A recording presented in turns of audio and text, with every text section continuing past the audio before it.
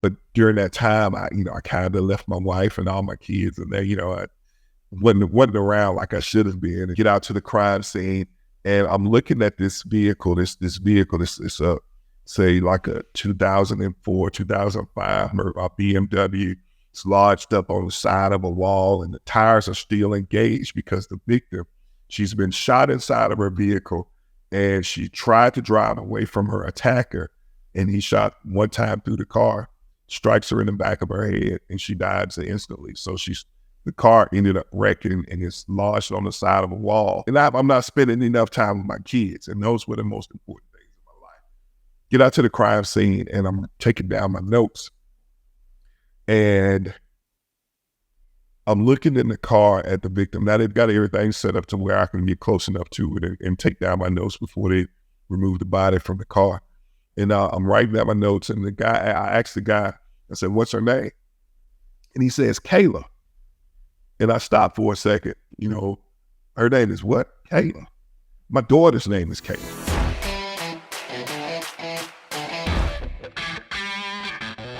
I am going to be interviewing former homicide detective Chris Anderson, and we're going to talk about some cases and his book and some what he's been doing. And so check out the podcast.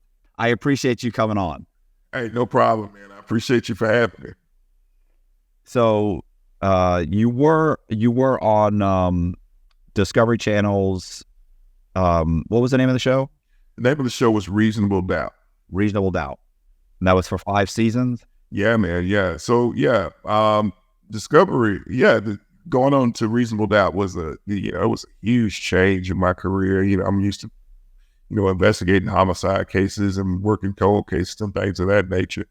But getting the opportunity to go from, as a homicide investigator and then being featured on First 48, and then going into my own show, Reasonable Doubt, and running it for 5 years, man, that was, that was a huge change. It was life-changing for me, actually, to see some of the cases that I've worked, and see some of the cases that others have worked, and being able to sit down and really get some people some help. That was one of the best things I've done in my career. So I'm wondering, when you go in and speak with, so you go to reinvestigate a case, mm-hmm. and you go in, do the homicide detectives that had worked the case, like, are they okay with that? Are they irritated? Like, they feel like, hey, this guy's, looking over my shoulder or double checking my work, or are they open to it? Like, man, we want the help. So yeah, some of the cases I've looked into, they run the gamut of everything they just said. I've run into some cases where some guys have, been very open to having somebody look at another case. I've had some guys that have felt like I was looking over their shoulders, and they had to critique their work and things of that nature.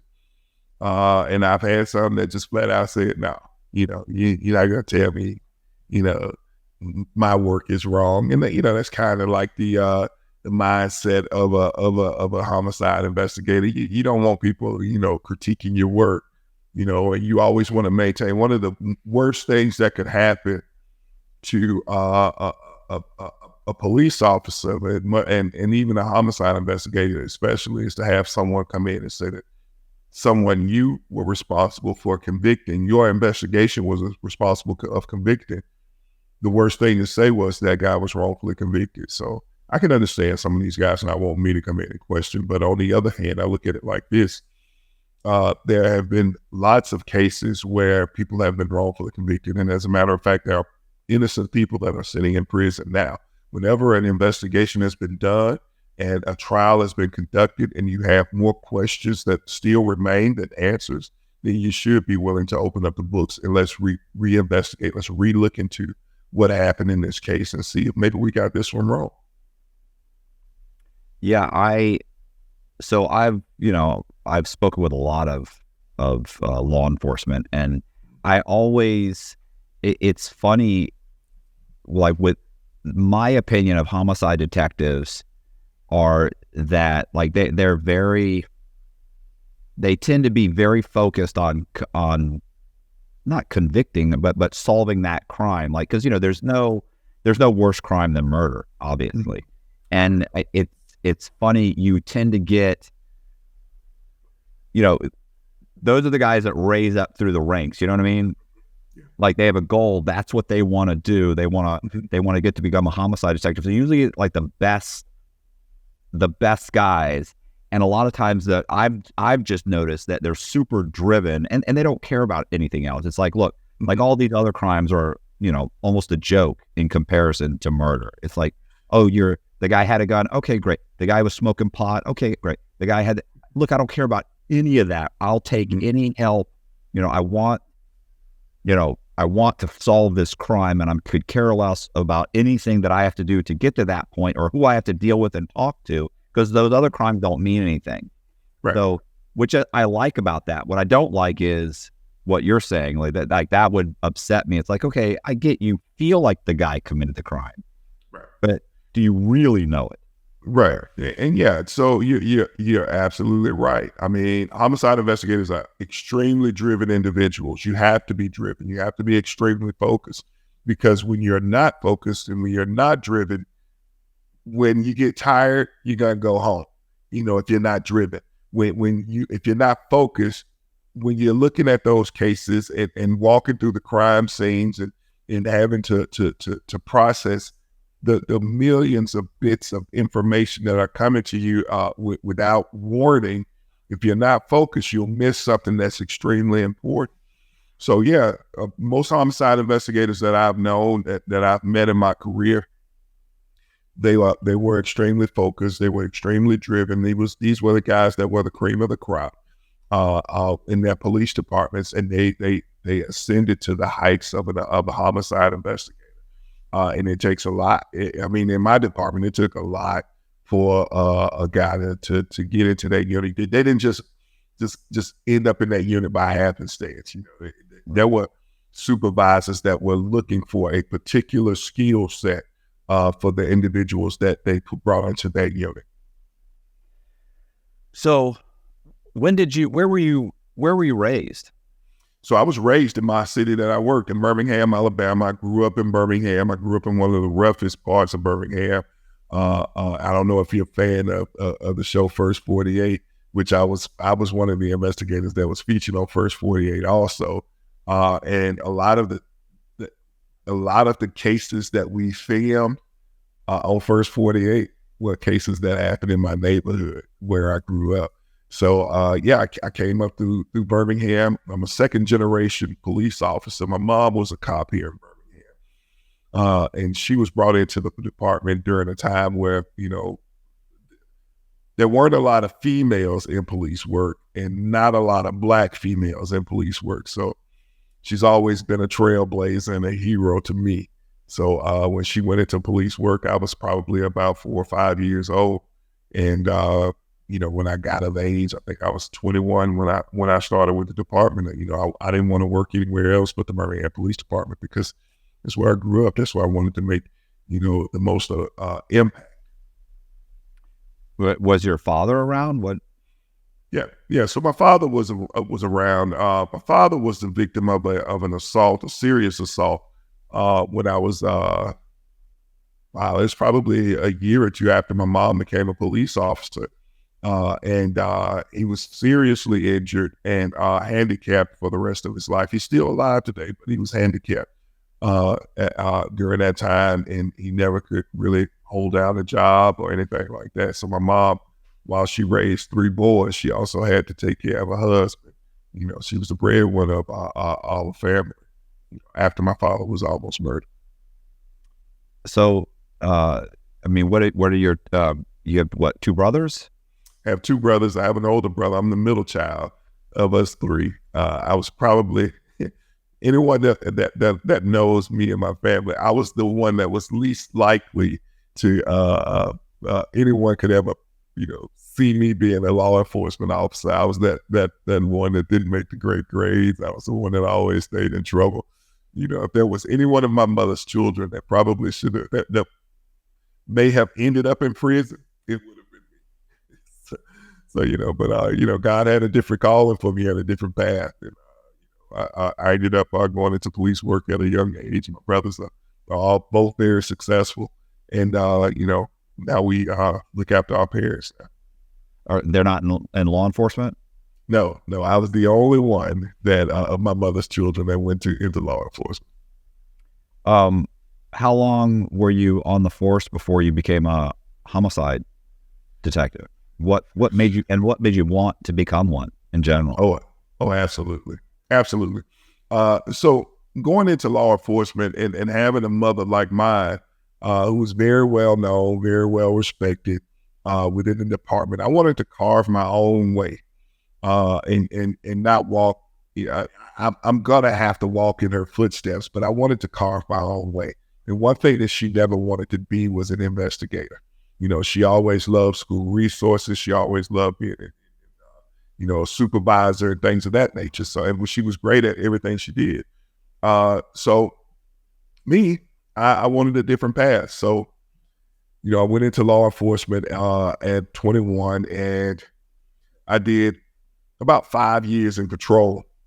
And my time in patrol was probably some of the greatest times that I've had in police work. But after about 5 years in patrol, I think the year I hired on in 1995, that was 4 years. I hired on in 1995. In 1999, I was promoted to, which I did a little stint in narcotics. Narcotics really wasn't for me. But I ended up getting promoted into our burglary unit. And from there in 1999, I want to say it was. And from 1999 all the way up to 2011 or 12, I was in investigations. I moved around to several different units, but I went to homicide in 2005 and stayed there until I was promoted to sergeant in 2011. I spent the most time at homicide. Were you gunning for homicide? Like, Absolutely. Oh, Absolutely. Homicide. The way that we run our department different than a lot of some police departments. I won't say a lot, but some big police departments. We have investigators we have burglary investigators, then we have robbery investigators, and then we have homicide, and we have investigators that specialize in certain types of crimes. So whereas most, police departments don't work like that. If you work burglaries, if you're a detective, you work all of them: burglaries, robberies, and homicide. We didn't work like that. So I knew pretty early in my career that homicide was where I wanted to be. It was the tip of the spear as far as investigators. They were always the sharpest. They were always the most cunning. They were always the guys that I came up under. They were the guys that you wanted to be in police work. So I always knew I wanted to go to homicide, but I was young, and I went into investigations I was probably in my early 20s, and I think I got promoted to homicide right at about 28, 29 years old, I want to say. Can't remember exactly, but yeah, I was pretty young in police work, and seeing all of that, in a young husband, a young father, I got kids, I got babies now, and as a homicide investigator, you spend a lot of time at work, missing out on football games and having to leave out of your daughter's ballet practice or their recitals, because you're getting that call. But I was driven, man, and this is something that I wanted to do. So from the time that I was at homicide, and it happened a lot when I was in robbery and burglary too, but when I was in homicide, my wife was almost a single wife. She had to raise our kids. She had to go and do all of it, handle the house and everything. So yeah, but it was a great time in my career. There are certain parts of it I wish I could do over again, but I wouldn't trade it for the world. That experience it was amazing for me.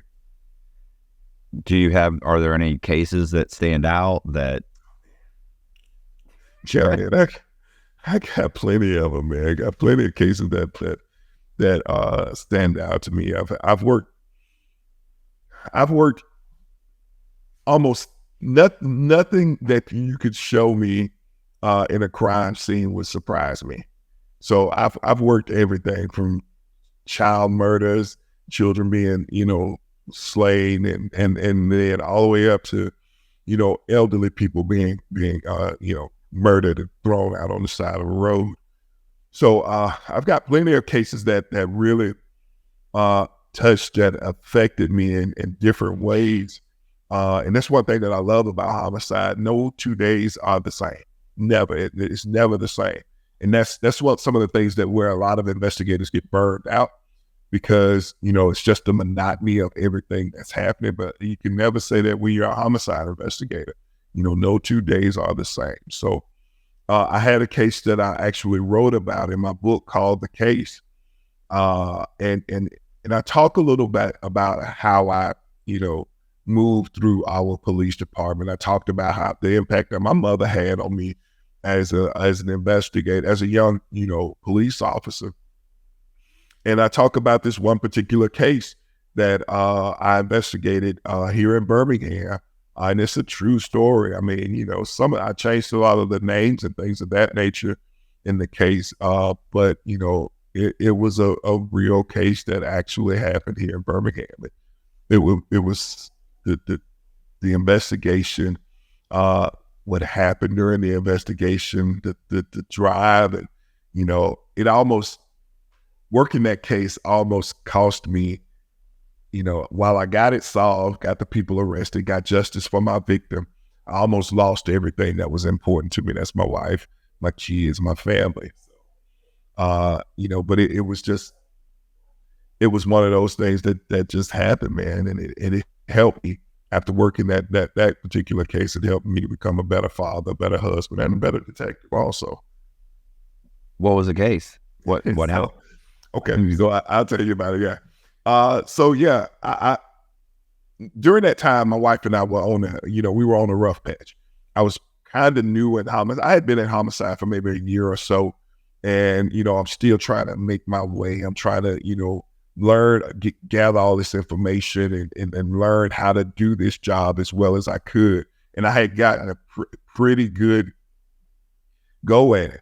But during that time, I kind of left my wife and all my kids, and they, I wasn't around like I should have been. And she had gotten fed up with it.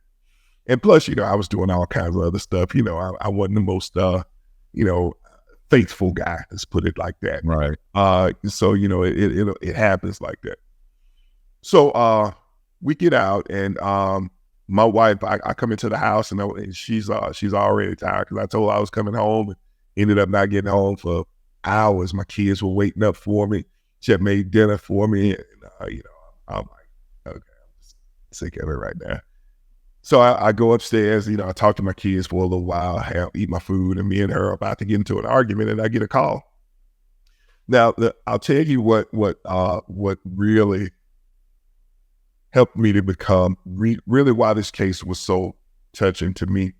So I get a call that a young girl has been murdered, and they asked me to come out to the crime scene, which I'm going to go anyway because I'm the lead investigator that night. Get out to the crime scene, and I'm looking at this vehicle. This vehicle, it's say like a 2004, 2005 BMW. It's lodged up on the side of a wall, and the tires are still engaged because the victim, she's been shot inside of her vehicle, and she tried to drive away from her attacker, and he shot one time through the car, strikes her in the back of her head, and she dies instantly. So the car ended up wrecking, and it's lodged on the side of a wall, and we couldn't get it out of gear before I got out there, and until we could take some precautions to not screw up the crime scene. Excuse me.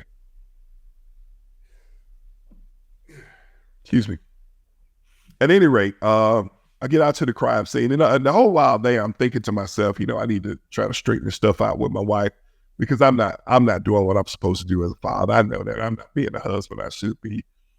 So I get out to the crime scene, and I'm not spending enough time with my kids, and those were the most important things in my life. Get out to the crime scene, and I'm taking down my notes, and I'm looking in the car at the victim. Now they've got everything set up to where I can get close enough to it and take down my notes before they remove the body from the car. And I'm writing down my notes, and I asked the guy, I said, "What's her name?" And he says, "Kayla." And I stopped for a second. Her name is what? Kayla. My daughter's name is Kayla. This young lady is not too much older than my daughter. So from that point, I'm already struggling because I hadn't spent any time with my kids. I'm already going through this mental thing that we go through as homicide investigators. And from that point on, everything that I saw, everything that I did, every picture that I looked at, I didn't see my victim's face. I saw my own child's face. And I thought about everything that was happening about, how I wasn't spending any time with her. And I thought about my victim's family, how they let their daughter go out of the house just for a few minutes, a couple of hours, and now she'll never be seen again. I didn't want to be like that. So, I started working this case, and it was like investigating my own child's murder. I picked up a really good relationship with my victim's mom, which I talked to her and her brother, and I don't talk to her father as much, but I talked to my victim's mom and brother. We're friends today, and they know my kids. Her family and I, we're just kind of connected, and I think that connection was brought about by one of the most traumatic events that any person could experience, and that's murder. So, and I'm just giving you a preface of the case. I don't want to tell you everything that happened, but yeah, man, it was working that case helped me to realize that every day is special. Every day you need to do something to make tomorrow better. So I started, after I finished the case up, and if you're interested in seeing the book or reading the book, it's on Amazon now. It's been doing book sales. Have been doing pretty well, but I always can use another person buying one more book. So I take you through all the emotions that I went through, and I take you through everything that was happening with me and my wife and my kids during that time. The nights that I left and slept in my office, and the nights of being out on the streets, or trying to, be at home and spend time with my kids, but mentally I'm not there. I'm physically there. Mentally, I'm still at work trying to find these fuckers that can kill my child. So yeah, there's a lot of there's a lot of PTSD that happens with law enforcement that a lot of people don't know about. A lot of people don't talk about. And some of it comes about by some of the things that you see, hear, and do on a daily basis. And I think that's what happened with me during that time. Do you know how many cases you worked? Yes. Yeah. So I've investigated, I think last count where I've led in over 100 cases. The last count of cases that I've investigated, murder cases that I've investigated, were over 300.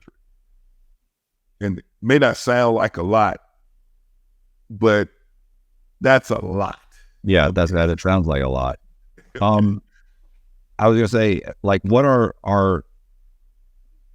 trying to think, what are the more complicated cases? The more complicated? So because most murders, like, it's kind of random, it just happened, it gets out of control? Or to me, like, if someone really methodically thought out the crime, like, that's a difficult case. Right. So the ones, they're all difficult in some way, shape, or form. Even some of the ones that most people would think are easier cases, the domestic violence type cases. What's going on, YouTube? RDAP Dan here, Federal Prison Time Consulting. Hope you guys are all having a great day. If you're seeing and hearing this right now, that means you're watching Matt Cox on Inside True Crime. At the end of Matt's video, there will be a link in the description where you can book a free consultation with yours truly, RDAP Dan, where we can discuss things that could potentially mitigate your circumstances to receive the best possible outcome at sentencing or even after you started your prison sentence. Prior to sentencing, we can focus on things like your personal narrative, your character reference letters, prepping you properly for the pre-sentence interview, which is going to determine a lot of what type of sentence you receive. you've already been sentenced, we can also focus on the residential drug abuse program, how you can knock off 1 year off of your sentence. Also, we have the First Step Act where you can earn FSA credits while serving your sentence. For every 30 days that you program through the FSA, you can actually knock an additional 15 days off per month. These are huge benefits, and the only way you're going to find out more is by clicking on the link, booking your free consultation today. All right, guys, see you soon at the end of the video. Peace. I'm out of here. Back to you, Matt. So here's the thing when you think about homicide investigations. The one thing that's helped me out the most is almost 3/4 of the murders that happen in the U.S., they are caused by someone that has a relationship with the victim. That there's some sort of relationship, some sort of connection with the victim. Most murders are not random acts of violence. The majority of them are not. So when you deal with homicides, if you go into it with that mindset, you can usually maneuver through and you know how to take your investigation. It all starts with the background of the victim. It's called victimology. And I don't think enough schools teach enough about victimology and learning victimology, because especially when it comes to homicide investigations, because like I just said, 3/4 of every case that you'll work in this country are committed by someone that's connected to your victim. So yeah, they're all complex in that sense, because you have to unravel each piece. It's like a onion. You have to peel back so many layers until you get to what actually the root cause of what happened. And usually 9 times out of 10, it's usually someone that's connected to a victim. So yeah, they all have a level of complexity that you can only understand it if you've been through it or conducted a homicide investigation. Do you have any one in particular that's interesting, that was complicated, that you eventually put it together for some, you know what I mean? Like, yeah. So the ones that are usually the most complex are your serial cases. And I've only had one of those, because those are not, usually your serial cases are not, they're not, how can I put it? They are those random acts of violence. Right. This person sees someone that they think become they could be an easy target. They do whatever, and they commit the murder. So those are the ones that you have to, that are extremely hard to put together, because it usually takes a lot of moving parts. And I had one like that. And this one wasn't, this one was, it was kind of random, but there was a connection between the victim and the suspect. So I had this young girl, she was 17 years old at the time that she was murdered. So here's the scenario. Her and her mom had been on some really bad terms. And when she gets out of school, she was responsible for going to her mom's job, sitting down with her for about 2 or 3 hours, and then riding home with her mom from work, because her mom just didn't trust her in the house by herself. She was a little bit promiscuous. So on this particular day, this girl had been on punishment on this punishment that her mom had enforced on her. She had to get off the bus and come and sit up there with her at work until her mom got off, and then her mom would take her home. But on this day, the mom allows her to go on home, go to the house a little bit early, because her mom had to work some overtime, and this young lady had to do some homework. So she allowed her to go home. Mom comes home about 4 hours later, finds her daughter. She's been murdered. And she had been strangled to death. And then the suspect cut her throat. And he cut her throat after she was murdered. Her body was positioned and posed in a way that, it wouldn't have happened if, it wasn't just random. You could tell that the body had been posed. So the way that she was posed, it led me to believe that, it was somebody that was kind of close to her. She had a boyfriend who I had some witnesses who said that, they had seen the guy lurking around the house earlier that day. So I'm thinking, okay, this is my guy. I need to go pick him up. He's where I need to start. Pick the guy up, bring him in for questioning. He doesn't confess, like doesn't admit to anything. But I get the witnesses in who says that, okay, they can identify him as the person that was lurking around the house that day. But nothing, that was it. He was very convincing in the interview room. And I didn't feel right about putting him in jail at that moment. The mom was pissed off. She was totally pissed off with me. I didn't feel right about putting him in jail. So I didn't. And I didn't have enough probable cause to charge him with anything. But, I said, let's give me time. I'm going to work this case and I'll find out who's responsible. If it's him, then he's going to jail. If it's not him, let me find out who's responsible. I worked that case for 3 years. 3 years.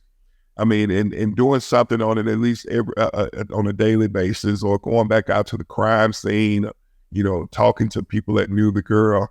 And this is during a time where DNA evidence wasn't as prevalent as it is today. Like, you can do DNA test and get it back within a couple of hours now. Back then it took months, it took years sometimes, and you couldn't even get it unless you had, a suspect. So at any rate, during those 3 years, a lot of things happened, and that's when DNA and the collection of it and processing of it went into overdrive. So here in Alabama, which they've done now nationwide, they started taking samples, DNA samples from everyone that was in prison. Yeah. So when I first started this case, they didn't do that. But I had DNA that was connected to this victim. So at any rate, 3 years later, I get a DNA hit from this guy, a completely random guy. The mom, nobody knew that the victim and this guy had been seeing each other or had been talking on the phone or anything like that. She had, and actually, they had just met earlier that day. And she ended up bringing him back to the house, and he ended up was the one that was responsible for the murder. He was in prison for murdering another young woman that happened in another municipality just, a few miles away from where my department was. And, I went over and talked to him. He wouldn't talk to me, but I had the DNA evidence, against him. He had gotten life in prison for the other young girl's murder because he did her. Almost in actuality, he got convicted before I even knew he was responsible for my murder. He had been convicted of 2 murders. So that's why it became a serial case. He had killed 3 young ladies over the span of about, I want to say it was over about the span of a year. And the only thing that connected him in my case was the DNA evidence. And he had no reason to be at the house. It was in her vagina. And he was responsible for that murder. Those are some of the cases that, it was completely random. There was nothing that suggested this girl and this guy had a connection. And that makes it extremely hard when you're investigating homicide cases. It's just those random acts of violence. Yeah, I was going to say the serial killers, that is the whole thing. There's some long distance truck driver, they swing into it, and they'll go after somebody who's vulnerable anyway, a prostitute or somebody. Get in the car, nobody sees them get in the car. They find the body. Like, how are you gonna track this back to one of the 10,000 truck stops that drove through that day? 10,000 trucks that drove through. Right. Yes, that's exactly right. Without something like DNA, that's why they get away with so many. I always loved the books. Have you ever read James Patterson, where he's got Detective Cross? Is the homicide second. So I forget the name of his nemesis, but they always make him seem so, of course he's a sadist, but they always make him seem so brilliant and he thought everything through. And the truth is, most of these guys, they're not that they're stupid, but they're so over or so driven by just, instinct, and they make huge mistakes, but they get away with it because there's, like you said, there's typically no connection between them and the victim. So even though they made all these major mistakes, the truth is it's just difficult to pin them down. And eventually it's got to take something like DNA, and they're already got 5 convictions, and they go ahead and admit to another 10 because they know they're about to be put into the electric chair or something. Right. Yeah, man. Look, it's complex within itself, but I think the technology and investigations has helped us out a lot as detectives, but you cannot be a good detective that's just going to get out there and beat the pavement and talk to people and be able to communicate with people. Well, I was going to say, even with cameras being everywhere, you still have to go to the bank. You still have to go to the convenience store. You still have to go and, it's still all that running around to say, well, if he went this way, he probably would have crossed this liquor store and they've got a camera, so let's go there. You still have to put all those things together. Then you have to sit there and look through 12 hours of tape or 120 hours of tape or whatever the case may be. And then, everything, it's just, I was going to say, it's like, I've like I said, I've talked to a bunch of law enforcement. They're like, it's just like extreme boredom with these spikes of adrenaline. It's like being a soldier. It's like nothing happens for, 3 months straight, and then you're in a battle for 4 days straight, and it's just exhausting. That's exactly right. Yeah. I was going to say, I was in, I when I was locked up, and I would do all this research on guys, and I'd order the Freedom of Information Act. Like, it would be hours and hours of printing documents, paperwork, ordering docket sheets, reordering documents, and then the spike in adrenaline would be, you get mail and you open up the transcript, and on page 7, you're like, you're running around. I would feel like I had solved the case. I'm running around going, oh my gosh, he was driving in black Mercedes, whatever it was. So it always works out like that, man. We would have, there would be days like we would be going for 2 or 3 days. I remember I had a case on First 48 a couple years. Well, it was probably this was in 2010, I want to say it was. This case was on First 48. Man, we had, during initial phases of the investigation. So what happened was we had this victim that was inside of her home. Some guys break in on her and put her down on the ground and end up killing her, murdering her inside her house. And then to the store and got gas and poured gas all around the house, set the house on fire, tried to burn the body up. Dumbest thing ever. So during the initial phases of the investigation, I thought it was just going to be a completely, kind of normal, if that's a word that you can use in homicide cases, which you normally can't use. I thought it was just going to be like a routine investigation. So while we're out on the scene, some of the family members come to the house, and they start asking about the woman's child. They said her child should have been inside of the house, and we hadn't seen a child. And there's not a child inside of the house. So now the case switches from just a routine investigation to now we are looking for an abducted child. So we run for hours and hours and hours, and then we ended up locating the child, at a friend of hers house. So, and then we go back into the routine of investigating the case. And maybe 2 or 3 hours after that, we get a big lead of where the victim's property may have been or whatever. We run and go start investigating that portion. So you're very right. That's the ups and downs of a homicide investigation. Sometimes you move a little bit slow. Sometimes you're running your tail off for hours and hours. Sometimes you're running your tail off for days. And that's the way it works. You got to be able to adjust your body and your mindset to doing it like that.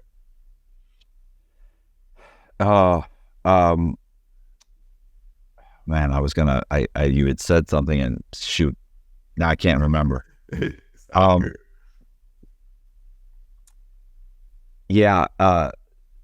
So, oh, no, what it was.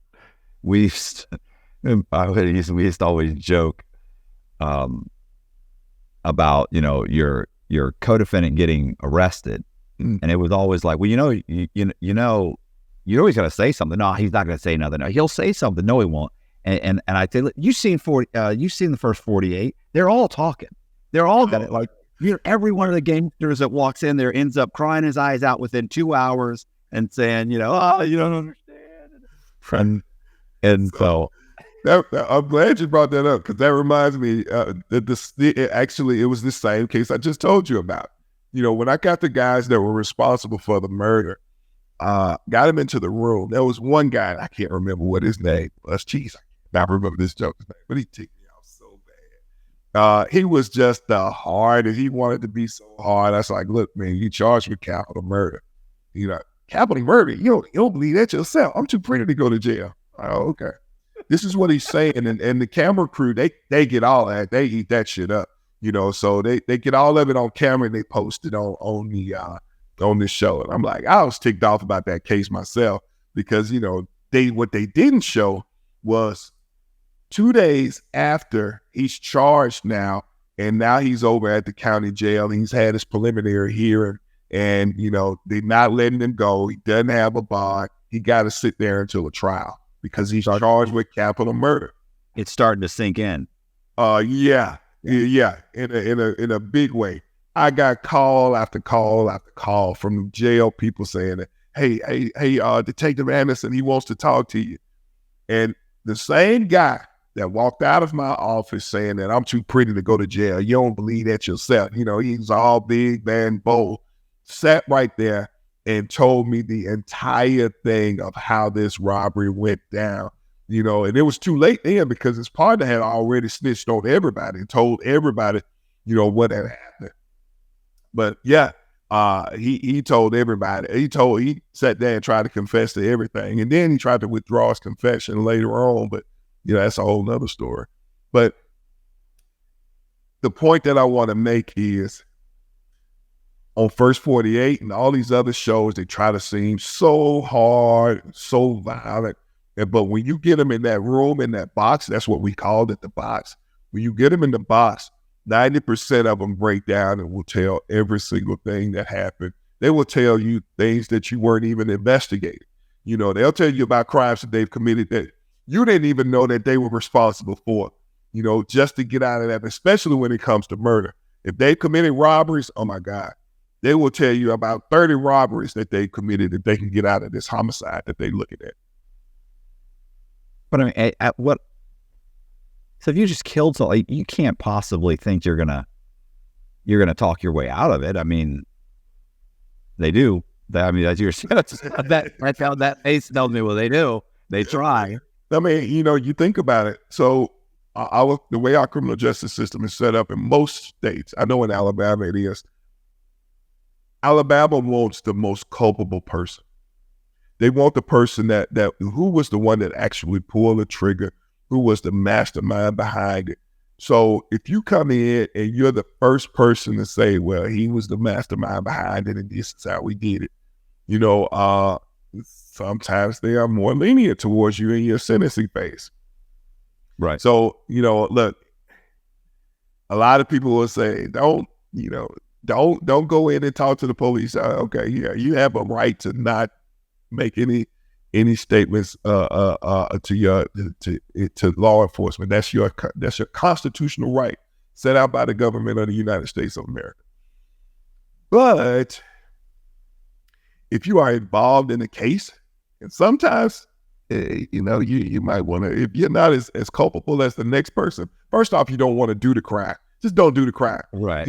That's the first thing. But if you're involved and, look, there's a lot of deals being slung around, especially if you're with someone that if you are a co-defendant, because co-defendants 9 times out of 10, co-defendants are going to talk. They're going to talk. I mean, so if you're not about that life, don't do the crime. But, and if you're not about that life, don't do the crime with somebody else. That's probably some of the best advice I could give. It's funny. So listen, I'll tell you something you might find funny. And anybody like watching this, these guys have heard me talk about this before.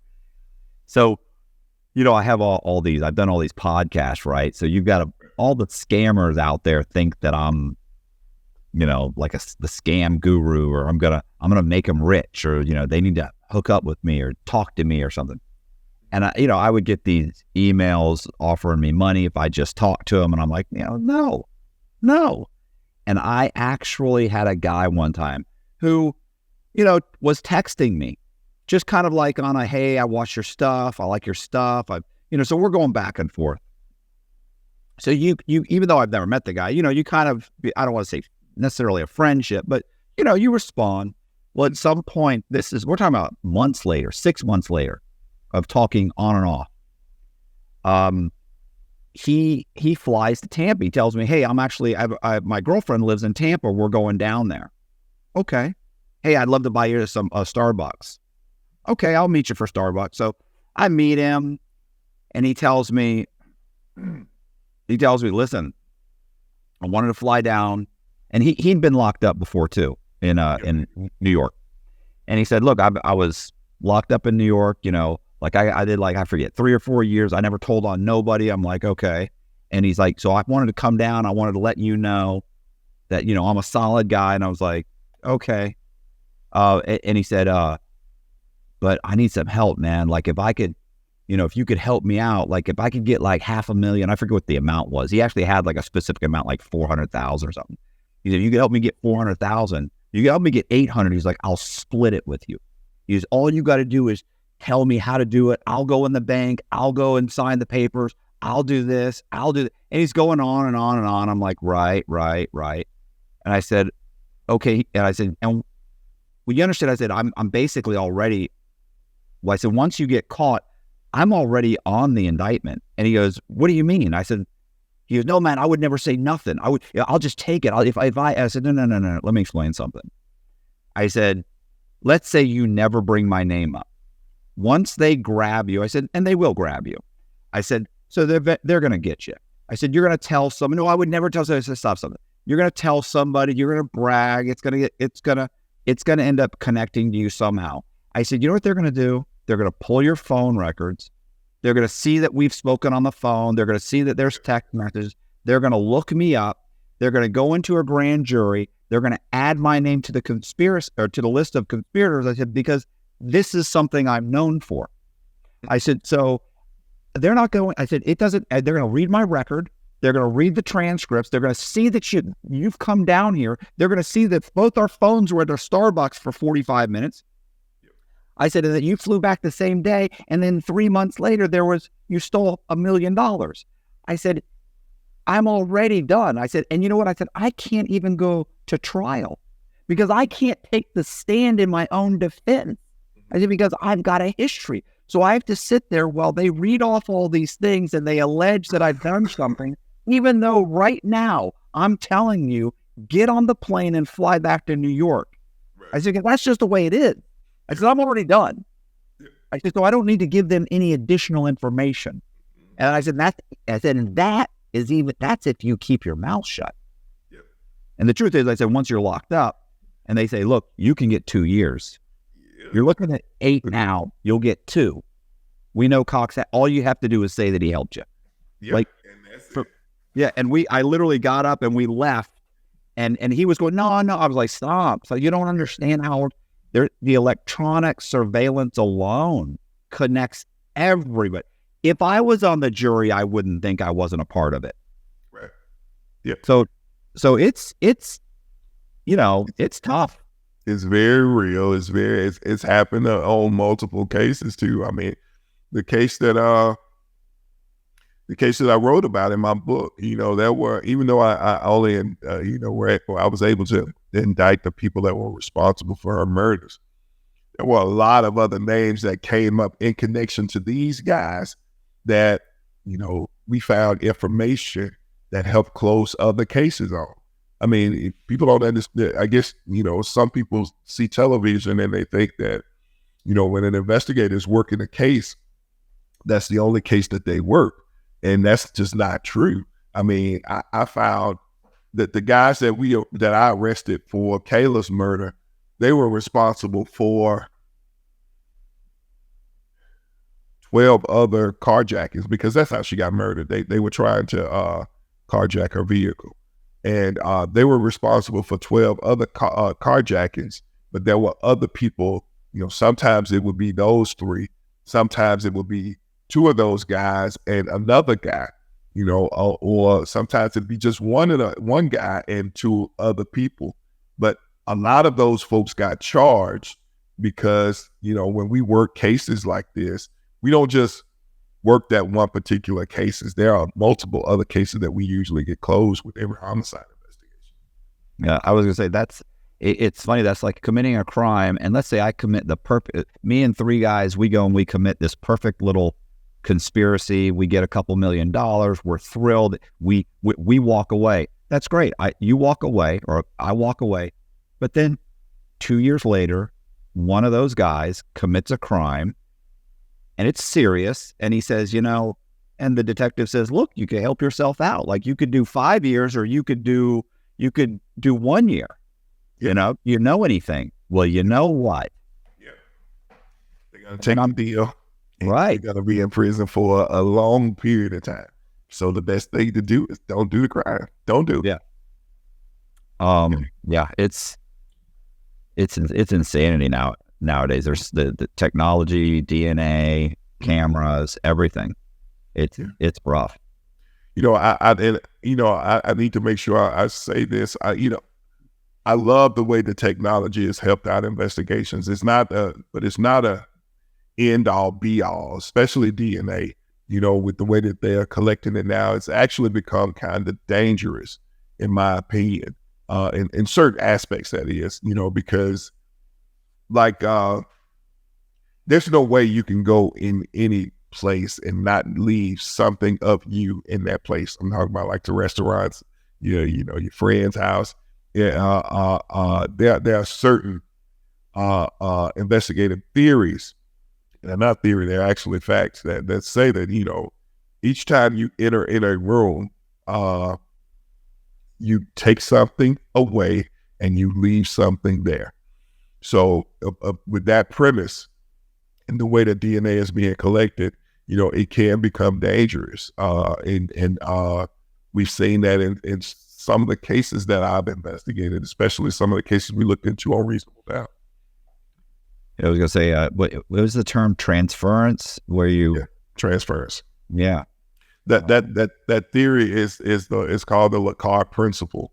But that's what he speaks of. It's especially like skin cells from your hand and things of that nature that can be pulled. You need a minimal amount of skin cells can be pulled, and you can get a DNA profile from it. And that becomes kind of dangerous, because if you find someone's DNA inside of a certain area where it shouldn't have been, or inside of a crime scene, and it comes back to a certain person, that doesn't mean that person is responsible for that murder. That means that you need to look at that person and either eliminate them or find enough evidence that convicts them. And we've had cases where some of that evidence has wrongfully convicted them. I was going to say, there was this was recently, I want to say like maybe a week or so ago, a buddy of mine mentioned it to me, that some guy had committed a murder, and one of his family members had gone on Ancestry DNA and uploaded their DNA, and they were like, look, a relative of this guy's committed that murder. And so sure enough, the detectives connected it all and said, okay, boom, that's our guy. That's the next door neighbor. And a week after the killing, he moved across the country. Mm-hmm. Like, there have been a couple of cases I've researched. One of them was, it was, I think it was a murder or a serial killer, and I think it was like California or something like that. That they were able to connect his DNA, or a close relative of his. They were able to connect his DNA to those murders. I never got lucky enough to do nothing like that, because Jesus Christ, that would have been easy. But it's But I'll bet that was still a lot of phone calls, a lot of filling out paper, a lot of wait, a lot of, somebody had, absolutely, and somebody has to put that together. Somebody has to be, a couple of guys got to be sitting in a room with their banging their head against the wall, and somebody says, you know what, this is a long shot. Yeah. But what if we did this? So I'll bet, first they run the DNA through it, and then they go, well, let's see if we can get a relative. Maybe he didn't do it. He's not going to upload his DNA. Maybe a relative. Okay, run it again. Yeah. Yeah. It is, the technology and investigations has completely gone just way in a direction that me, when I was working cases, I never would have imagined it doing something like that. But I wish I had it, because there are a lot of cases that I left quite a few cases that were that I would love to see solved, finished. A lot, quite a few. So what are you doing now? So right now I serve as the chief of police at Talladega College. It's my alma mater, and of course, all campus police departments have their own particular police departments, and I was blessed enough to get the opportunity to go back and work at my institution after I retired from law enforcement, and there was a change in the leadership. So they asked me to come on and see if I could help out with the security measures there. And I love policing at a college. It's much different than what I'm used to. So now it's more mentorship than enforcement. And I'm an instructor there. I also teach criminal investigations there at the college. Oh, okay, perfect. Yeah, man. It's been a great ride since retiring. Okay, so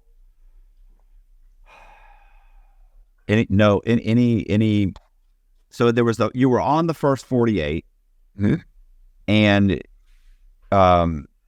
then you did Reasonable Doubt. Was that it? Yeah. Okay. Yeah. My memory's horrible. So Reasonable Doubt. So I mean, are there any other projects along those lines that you're looking at or pitching or thinking about? So I don't think that we're done with Reasonable Doubt. I think that show was so beyond its time. There have been certain television shows that have tried to do something like a Reasonable Doubt, but I just think that the way that we did it was it was great. It wasn't just television. It's really we were trying to right some of the wrongs that happened within our criminal justice system. It was way more than just television for me. So I would love to see if we could to try to get another show kind of like Reasonable Doubt back on. But other than that's all I'm doing. I make appearances. I've made several appearances on all kinds of all the news media stations as an expert in criminal investigations and homicide investigations.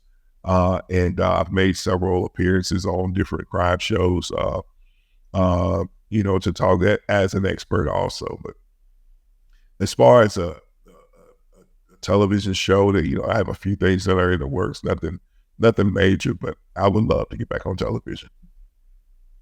Okay. Any new books you're working on? Yeah, I actually am. This fall, I am working on a book called "Man, You Are Crazy."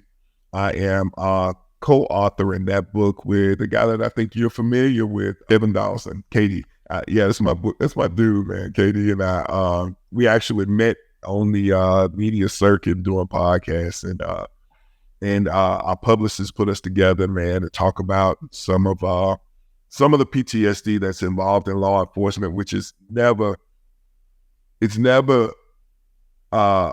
really looked into, and it's actually shunned upon them to even mention that you may have received some PTSD from working in law enforcement.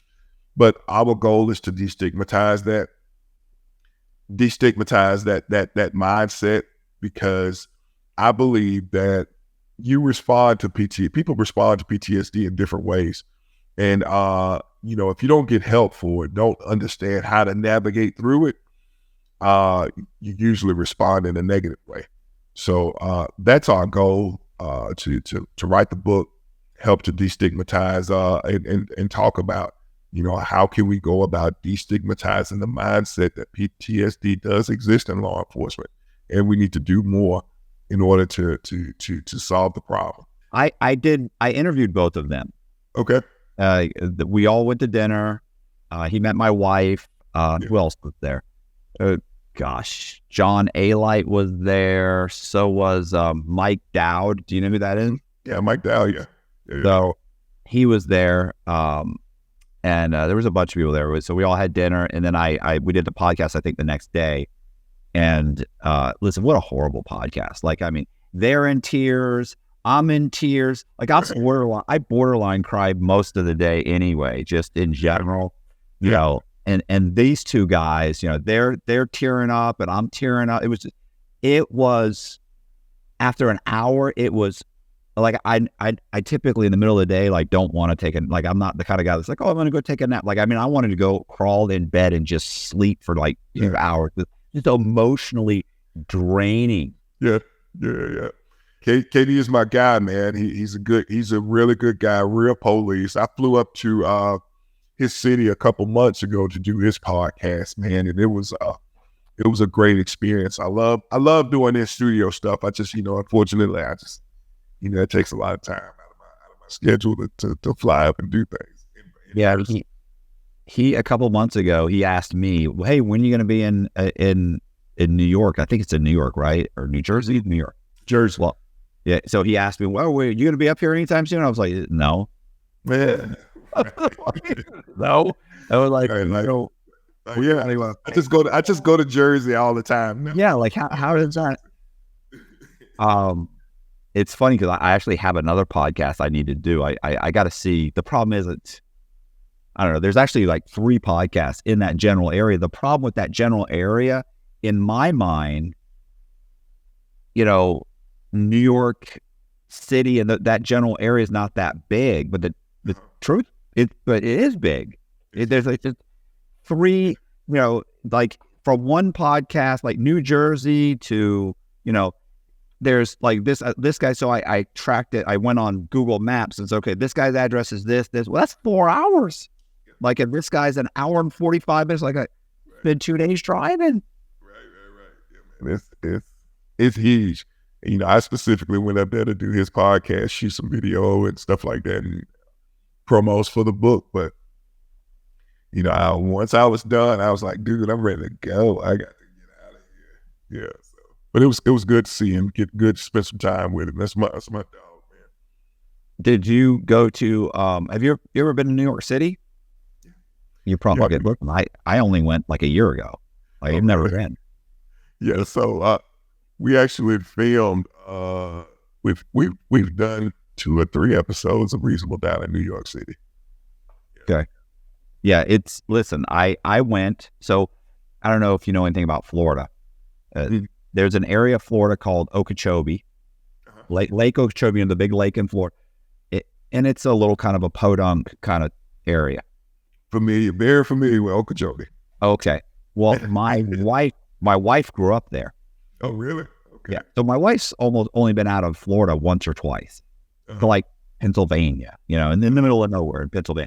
And so she and I went to New York. I'd been to New York, but it was like upstate New York. So that's not, that's not New York City. We went to New York City. I mean, we went to Times Square, the whole thing. Listen, driving through that city. I'm from Tampa. Tampa's about like Birmingham. Like, it's there's like 12 buildings, that are maybe 30, 40 stories high. It's like, they're pretty, but it's just pretty much in comparison to New York. Like, you're driving through those, it's building after building after building after building. It just goes and goes and goes, and it's like, this is insanity. It is.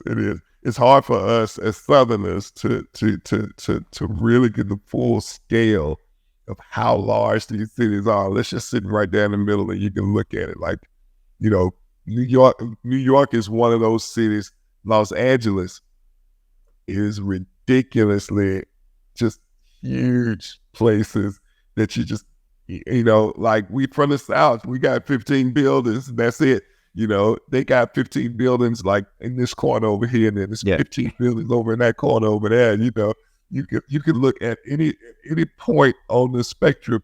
You can look and find our entire city. You can fit our entire cities into a few blocks of these areas, and it's hard to understand that unless you go. So we're there. Completely understand.